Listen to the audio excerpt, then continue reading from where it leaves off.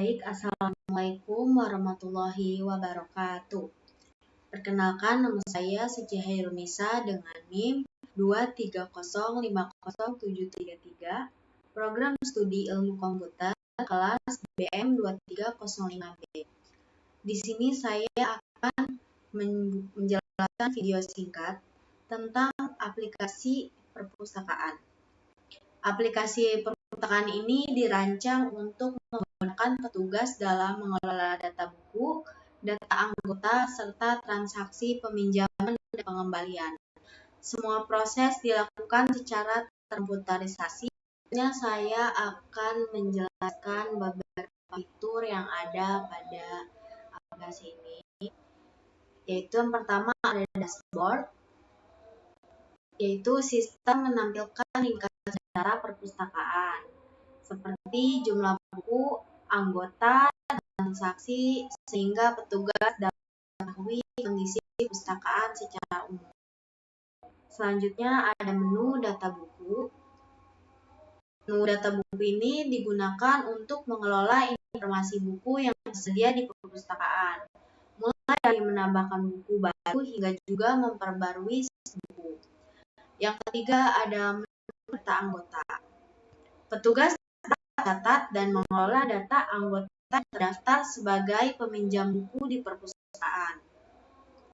Selanjutnya ada menu kategori. Menu kategori digunakan untuk mengelompokkan buku berdasarkan jenisnya, agar data buku lebih terstruktur dan mudah dikelola. Selanjutnya ada fitur peminjaman. Jadi di sini saya sudah membuat database-nya bukaan DB yang terdiri ada anggota, buku, kategori, peminjaman, dan juga pengembalian.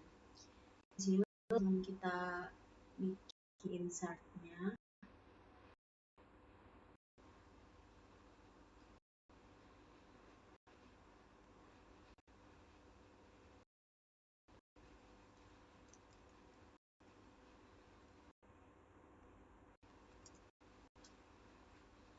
Ini untuk menambahkan buku. Nah, di sini kita cek buku.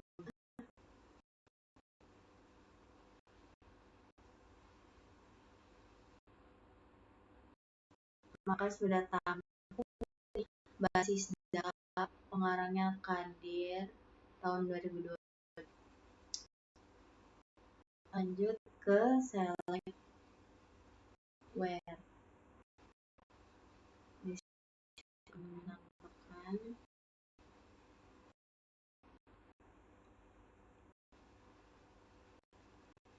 untuk menambah stok buku.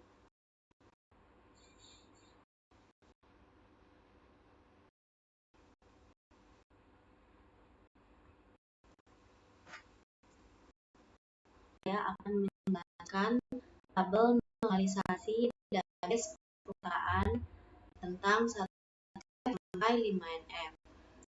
Dari kondisi awalnya belum normal atau WNF.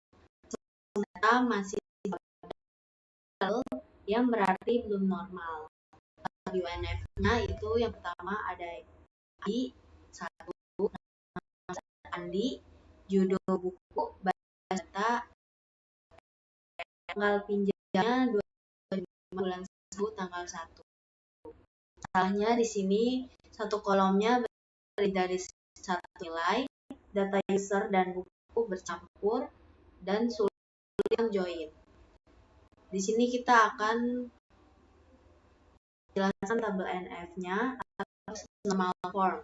Syaratnya nilai kolom harus atomik per kolom. Jadi tabelnya ID ini ada 2, 1 nama anggotanya Andi, 2 basis data dan SL. Tanggal pinjamnya 25 bulan 1 tanggal 1. Kolomnya sudah atomik, namun terjadi ulangan data user. Lanjut yang kedua, yaitu second normal form. Syaratnya sudah dan tidak ada ketergantungan parsial. Pemisahannya berdasarkan entitas. Di sini ada tabel berisi dari ID user dan juga nama user Andi. Tabel buku yaitu terdiri dari ID buku atau PK dan judul buku. Di sini ID bukunya satu basis data, yang kedua lalu tabel transaksi ID transaksi atau PK, ID user PK, ID buku PK, dan data pinjam. Pada tabel 2NF sudah siap digunakan. Yang ketiga ada third form. Syaratnya tidak ada ketergantungan transitif. Perbaikan nama user hanya tabel user, judul buku hanya ada di tabel buku, tabel transaksi hanya menyimpan foreign key. Di sini ada tabel usernya terdiri dari ID user juga usernya. Di sini pertama Andi dan dua Budi. Yang selanjutnya tabel buku ada terdiri dari ID buku dan juga judul bukunya. Yang pertama data, yang kedua SQL. Selanjutnya ada tabel transaksi, ID transaksi atau PK, ID user atau FK, ID buku atau FK, dan juga tanggal pinjamnya. Yang pertama tanggal 2022 tahun 2025 tanggal 1, dan juga ID yang kedua usernya 1, ID bukunya 2, tanggal pinjamnya 2025 bulan 1 tanggal 1. Di sini usernya simpan di tabel user, judul bukunya hanya disimpan di tabel buku, hanya menyimpan foreign key, data lengkap diperoleh menggunakan join. Yang keempat ada fork 4NF. Ciri-cirinya itu sudah memenuhi 3NF dan juga tidak ada multidependency. Di sini ada tabel user terdiri dari user. Lalu tabel buku terdiri dari PK dan judul buku. Lalu tabel transaksi terdiri dari ID transaksi atau PK, ID user atau FK, ID atau FK, dan juga tanggal pinjam. Penerapannya, satu user bisa meminjam banyak buku, relasi disimpan di tabel transaksi, dan juga tidak ada daftar buku di tabel user. Relasi many to many ditangani dengan benar dan selalu stabil untuk join kompleks. Yang ada fifth form. Syaratnya tabel tidak dipecah lagi tanpa kehilangan makna.